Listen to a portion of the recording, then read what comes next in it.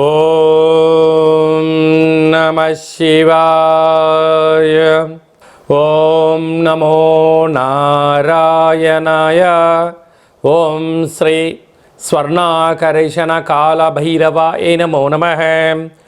ఓం నరదృష్టి నివారణ సంచిత కర్మ ప్రారబ్ధ కర్మ ఆగమిక కర్మ దగ్ధ నివారణ తులాభార కాళభైరవాయ నమో నమః. ఓం కాళకాలాయ విద్మహే కాళాతీతాయ ధీమహి తన్నో శ్రీ స్వర్ణాకర్షణ కాళభైరవ ప్రచోదయాతు. హరి ఓం. మా ఛానల్కి స్వాగతం. చూస్తున్న వీక్షకులకు ప్రేక్షకులకు ప్రియ కాళభైరవ భగవద్బంధులకి స్వాగతం పలుకుతూ మమ్మల్ని ఎంతగానో ఆదరిస్తూ ఉండబడినటువంటి ప్రియ సోదర సోదరీమణులకు, ఆధ్యాత్మిక వ్యక్తులకు, జ్యోతిష్య అభిమానులకు, సనాతన ధర్మ సంరక్షకులకు అందరికీ కూడా కార్తీక మాస అమావాస్య శనివారం ఆదివారంతో కూడుకున్న అమావాస్య సందర్భంగా ఎలాంటి విధి విధానాలు పాటించాలో ఈ వీడియోలో సవివరంగా సంపూర్ణంగా తెలుసుకుందాం. 16/11/2024 నుండి 30/11/2024 వరకు పుట్టినటువంటి వారందరికీ కూడా ముందస్తుగా జన్మదిన శుభాకాంక్షలు. గతంలో వివాహం చేసుకున్న వారికి వివాహ వార్షికోత్సవ శుభాకాంక్షలు. ప్రధానంగా మీరు ఈ వీడియో చూస్తున్నారు అన్నట్లయితేనే ఆ కాళభైరవ స్వామికి ఆజ్ఞ ఆశీస్సులు మీపైన ఉన్నాయని చెప్పి గమనించాలి. వీడియో ప్రారంభం నుంచి చివరిదాకా విన్నట్లయితే మీ అష్ట కష్టాలన్నీ కూడా తొలగిపోయి ఐశ్వర్యానికి స్వాగతం పలుకుతారు అని చెప్పి కూడా గమనించాలి. ద్వాదశ రాశుల్లో గ్రహ గమనాన్ని ఒకసారి వీక్షింపచేద్దాం. వృషభ రాశిలో గురుచంద్రుల కళయిక గజకేసరి యోగంతో ప్రారంభమవడం, కర్కాటక రాశిలో కుజ భగవానుడు నీచభంగ సంచార స్థితి, కన్యరాశిలో కేతు సంచార స్థితి, వృశ్చిక రాశిలో రవి బుధ సంచార స్థితి, బుధాదిత్య రాజయోగము, ధనుసు రాశిలో శుక్ర భగవానుడు సంచార స్థితి, కుంభరాశిలో శని భగవానుడు వక్రగమన స్వక్షేత్ర సంచార స్థితి, మీనరాశిలో రాహు సంచార స్థితితో ద్వాదశ రాశుల్లో గ్రహ గమనాలు ఈ విధంగా ఉన్నాయి. కన్యరాశి వారు కార్తీక మాస బహుళాష్టమి ఆదివారం అమావాస్య రోజున ఎలాంటి విధులను పాటించాలో ఈ వీడియోలో సవివరంగా సంపూర్ణంగా తెలుసుకుందాం. కన్యరాశిలో ఏ నక్షత్రాలు వస్తాయి అనగా ఉత్తరా నక్షత్రంలోని 2, 3, 4 పాదాలు, హస్తా నక్షత్రంలో 4 పాదాలు, చిత్తా నక్షత్రంలోని 1, 2 పాదం కలిపితే కన్య రాశి అవ్వడం జరుగుతుంటుంది. చాలామందికి పుట్టినటువంటి కాల సమయంలో డేటా బర్త్లు లేనటువంటి వారికి పేరు యొక్క మొదటి అక్షరాన్ని అనుసరిస్తూ ఆ రాశిని తెలుసుకునే ప్రయత్నం చేద్దాం. టో, పా, పి, పు, ష, అణ, ఠ, పే, పో అక్షరాల వారందరూ కూడా కన్యరాశి జాతకులే. కన్యరాశి యొక్క అధిపతి బుధ భగవానుడు. వీరికి రాశిలోనే కేతు సంచార స్థితి ఉండడం, తృతీయంలో రవి బుధ సంచార స్థితి ఉండడం వలన తల్లిదండ్రులతో, అన్నదమ్ములతో, అక్కా చెల్లెలతో, గురువులతో, సహ కుటుంబ సభ్యులతో, సహ ఉద్యోగస్తులతో, మిత్రులతో వీలైనంత వరకు గౌరవాన్ని ఇవ్వండి, గౌరవాన్ని పుచ్చుకోండి. మీకు ఎన్ని తెలిసినాను పెద్దవారి దగ్గర మౌనంగా ఉండండి, వినయంగా ఉండండి. ఇంకా మీరు మరో మెట్టు ఎదగడానికి వారిచ్చే సలహాలు సూచనలు ఉపయోగపడతాయంటే స్వీకరించండి, లేకుంటే లేదు. కానీ వారికన్నా ముందర మీరు 4 మాటలు మాట్లాడే ప్రయత్నం చేశారనుకోండి, అసలు విషయం తెలియక ఆ యొక్క సక్సెస్ సూత్రాలను కూడా మీరు వినకుండా పోగొట్టుకునే పరిస్థితి ఉంటుందని చెప్పి గమనించాలి. అర్ధాష్టమ శుక్ర భగవానుడు నూతనమైన ఫోన్లు, ల్యాప్టాప్లు, కార్లు, బంగారాభరణాలు, షేర్లు క్రయ విక్రయాలు యోగించినట్టు కనపడతాయి. కాకపోతే వాటిపైన మీకు పూర్తి అవగాహన ఉన్నట్లయితేనే పెట్టుబడులు పెట్టండి. అందుకే ఇల్లు కట్టేటప్పుడు, పెళ్లి చేసుకునేటప్పుడు, షేర్లు కొనేటప్పుడు, ప్రేమించేటప్పుడు తస్మాత్ జాగ్రత్త అంటారు పెద్దవారు. తెలియకుండా చేసావా సర్వము పోవడమే కాకుండా భవిష్యత్తు గుండుసున్న అయ్యే పరిస్థితి ఉంటుంది. తస్మాత్ జాగ్రత్త. 6వ స్థానంలో శని భగవానుడు స్వక్షేత్ర వక్రగమన సంచార స్థితి ఉన్నప్పుడు రుణ సమస్యలు, రోగ సమస్యలు, ఆరోగ్య సమస్యలు, శత్రువులు పొంచి ఉన్నారు. తస్మాత్ జాగ్రత్త. సప్తమంలో రాహు ఉన్నప్పుడు ఆరోగ్యము, బంధుమిత్రులు, స్నేహితులు, ప్రేమ వివాహాలు, పర వ్యక్తులతో అంతర్గత సమాచారాల్లో ఇబ్బంది వచ్చే అవకాశాలు ఉన్నాయి. తస్మాత్ జాగ్రత్త. భాగ్యస్థానంలో గురుచంద్రుల కలయిక ఉండడం వలన భార్య పైన భర్త, భర్త పైన భార్య ప్రేమానురాగాలుగా ఉండే ప్రయత్నం చేయండి. ధర్మ మార్గాన్ని ఎంచుకోండి. అభిప్రాయాలు ఇచ్చి పుచ్చుకోండి. అద్భుతమైన విజయం మీ సొంతం అవుతుంది. అలా లాభస్థానంలో కుజుడు కూడా ఉండడం వలన స్థిరాస్తులు, చరాస్తులు కన్యరాశి వారి సొంతం అవబోతున్నాయి. కనుక ఈ గ్రహాల్లో ఉండబడిన దోషాలు తొలగిపోయి ఐశ్వర్యం స్వాగతం పలకాలి అన్నట్లయితే ఒక ఆకుపచ్చ రంగు క్లాత్ పైన పెసలను కానీ లేకపోతే నవధాన్యాలను కలిపిపోసి ఈ యొక్క వెన్నతో కలిపినటువంటి దీపాన్ని పెట్టి భగవంతుడికి యథాశక్తిగా షోడశ ఉపచార పూజా కార్యక్రమం చేయించుకొని దానం చేస్తే పుణ్యం, పక్షులకు వేస్తే ఐశ్వర్యం, నీటిలో కలిపితే ఆరోగ్యం అయ్యే పరిస్థితి ఉంటుంది. అలా చేయండి. భగవంతుడి యొక్క ఆశీస్సులు పొందండి. ముఖ్యమైనటువంటి పండగల గురించి, తిథుల గురించి సవివరంగా, సంపూర్ణంగా, క్లుప్తంగా తెలుసుకుందాం.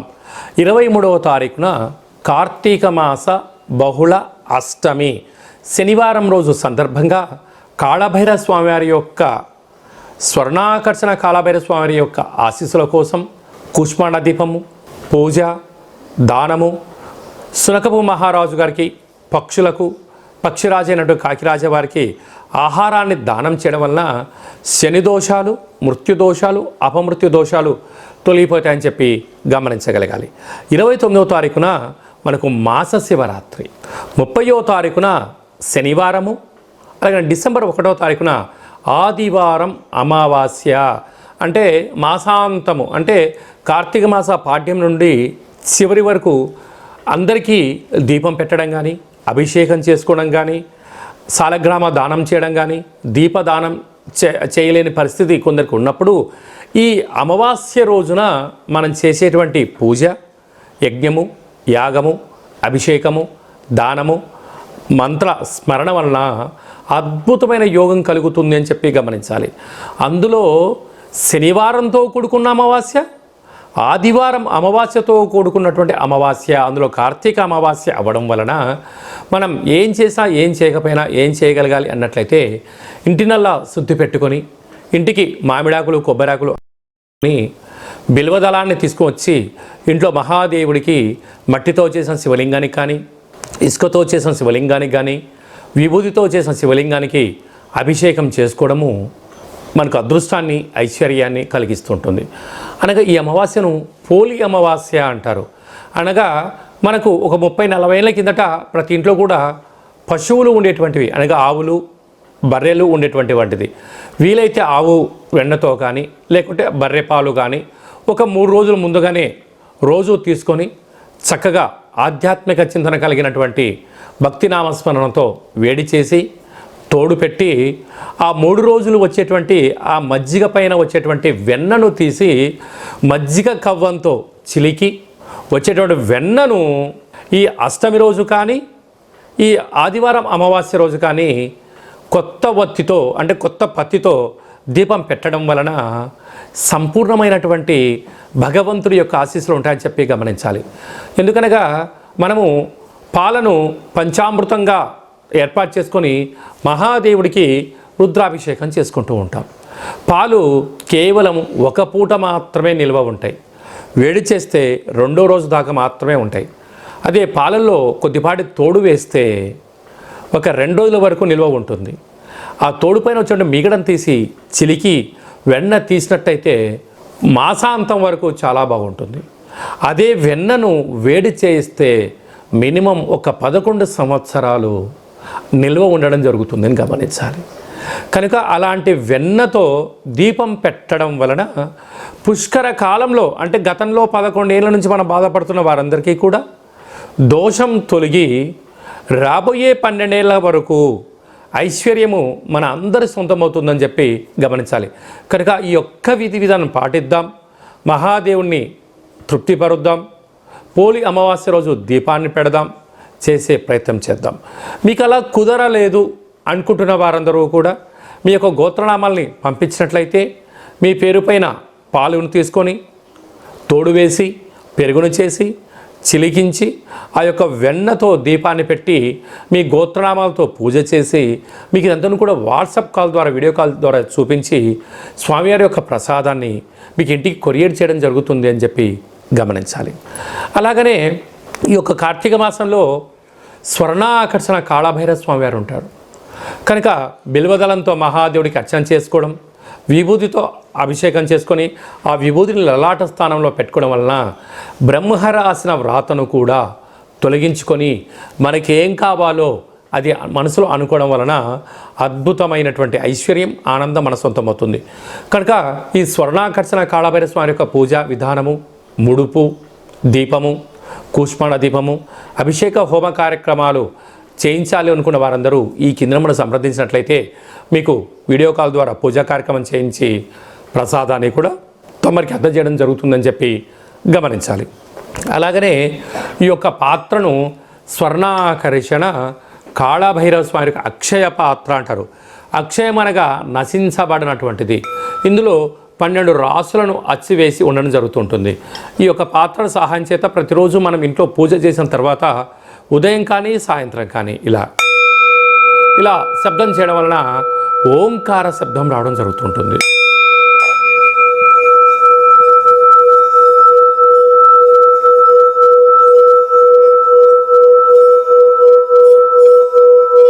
ఈ యొక్క ఓంకార శబ్దం రావడం వలన ఇంట్లో ఉండబడినటువంటి జ్యేష్ఠాదేవి బయటికి వెళ్ళిపోవడం, గ్రామంలో, రాష్ట్రంలో, దేశంలో సంచరించేటువంటి మహాలక్ష్మీదేవి అమ్మవారు గళ్ళు గళ్ళుమంటూ మన ఇంటికి రావడం జరుగుతుంటుంది. ఈ అక్షయ పాత్ర, ఓ కాళభైరవ స్వామి యొక్క పిరమిడు, డాలరు, కంకణము, ఒక 20 రకాల వస్తువులు తీయించి మీకోసం ప్రత్యేకంగా పూజ చేయించి ఈ పూజా కార్యక్రమంతో కూడా వాట్సాప్ కాల్ ద్వారా మీకు వీడియో కాల్ చేయించి కొరియర్ ద్వారా తమకి అందజేయడం జరుగుతుంది. కనుక మనమందరం కూడా ఇంట్లో కాళభైరవ స్వామిని స్మరిద్దాం, అక్షయపాత్ర ఉంచుకుందాం, అష్ట కష్టాలకు స్వస్తి పలుకుదాం, అష్ట ఐశ్వర్యకి స్వాగతం పలుకుదాం. సకల దుష్టగ్రహాలు, నరదృష్టి, సకల కర్మ దోష నివారణ కలుగుతుందని చెప్పి గమనిద్దాం. స్వామివారి యొక్క అక్షయపాత్రను ఇంట్లో ఉంచుకుందాం. ఇంకనూ మనం విజయం సాధించగలగాలి అన్నట్లయితే అప్పు చేసైనా ఉప్పు తెచ్చుకొని భోజనం చేయమన్నారు. కానీ ఇప్పుడు ప్రస్తుత కాలమాన ప్రకారంగా అనేక రకాలుగా మనం అయోడిన్ ఉప్పని, శుద్ధి కలిగిన ఉప్పని చేస్తూ ఉంటాం. సైంధవ లవణం అంటే అదే ఇంగ్లీష్కి వచ్చే లోపల హిమాలయన్ పింక్ రాక్ సాల్ట్ అంటారు. ఈ రాక్ సాల్ట్ను, ఈ ఉప్పును దీపంగా ఏర్పాటు చేసుకొని ఆ దీపం అంటే ఒక టెంపరేచర్లో వేడి చేసి ఆ ఉప్పును గాలిలో కలపడం వలన ఇంట్లో ఆక్సిజన్ లెవెల్స్ పెరగడం, అంటే ఇప్పుడు అసలే మనకు చలికాలం కూడా ప్రారంభమవుతుంది కనుక ప్రధానంగా జలుబు సమస్య తగ్గడం, నెగిటివిటీ లేకుండా ఉండడం, అంటే 4 వైపులా పైన 30 అడుగుల మేరకు నెగిటివిటీ మన ఇంట్లోకి రాకుండా ఆపడం, ప్రశాంతమైన వాతావరణం కలిగి ఉండడం, అదే కాకుండా మనం ఏదైతే అనుకుంటామో దాన్ని విజయ సాధనకు ఉండబడిన అడ్డంకులు తొలగిపోతాయని చెప్పి గమనించాలి.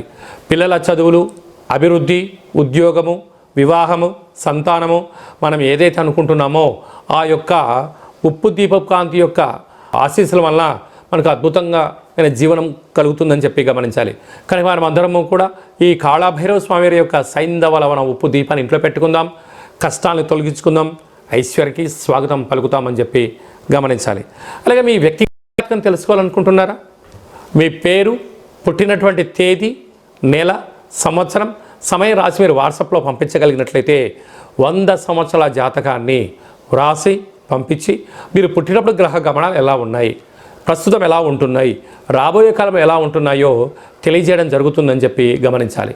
చాలామందికి పుట్టినటువంటి కాల సమయంలో డేటా బర్త్లు లేనటువంటి వారికి మీ పేరు యొక్క మొదటి అక్షరాన్ని అనుసరిస్తూ రాశిని తెలియచేస్తూ గవ్వల ద్వారా అనగా రమణ శాస్త్రం ద్వారా భూత, భవిష్యత్, వర్తమానాన్ని తెలియజేయడం జరుగుతుందని చెప్పి గమనించాలి.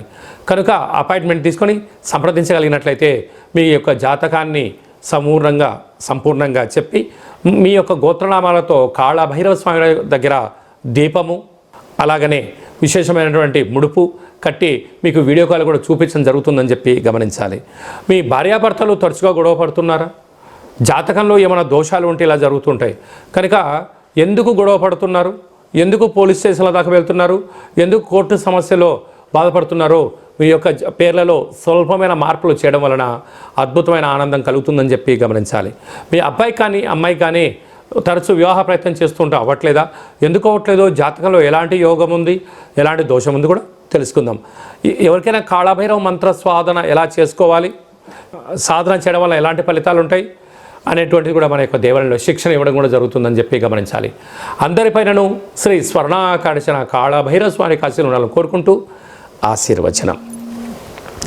నమస్తే అస్తు భగవన్ విశ్వేశ్వరాయ మహాదేవాయ త్రయంబకాయ త్రిపురాంతకాయ త్రికాగ్నికాలాయ కాలాగ్నిరుద్రాయ నీలకంఠాయ మృత్యుంజయాయ సర్వేశ్వరాయ సదాశివాయ శ్రీమన్మన్మహాదేవాయ నమో నమః. శతమానం భవతి శతాయు పురుష సతేంద్రియ ఆయుష్యేవేంద్రియే ప్రతిష్టతి. ధనం ధాన్యం బహుపుత్రలాభం శత సంవత్సరం దీర్ఘమాయు. సర్వే జనా సుఖినో భవంతు. లోకా సమస్తా సుఖినో భవంతు. సర్వం శ్రీ స్వర్ణాకర్షణ కాళభైరవ దేవతార్పణమస్తు. హరి ఓం. ఈ వీడియో మీకు నచ్చినట్టయితే ఒక చిన్న లైక్ చేయండి, షేర్ చేయండి. మీరు ఎవరి క్షేమాన్ని కోరుకుంటున్నారో, మీ క్షేమాన్ని ఎవరైతే కోరుకుంటున్నారో వారందరికీ కూడా కాళభైరవ స్వామి వారి యొక్క ఆశీస్సులు కలగాలని కోరుకుంటూ ఫార్వర్డ్ చేసి హిందూ ధర్మాన్ని కాపాడండి, భగవంతుడి యొక్క ఆశీస్సులు పొందండి.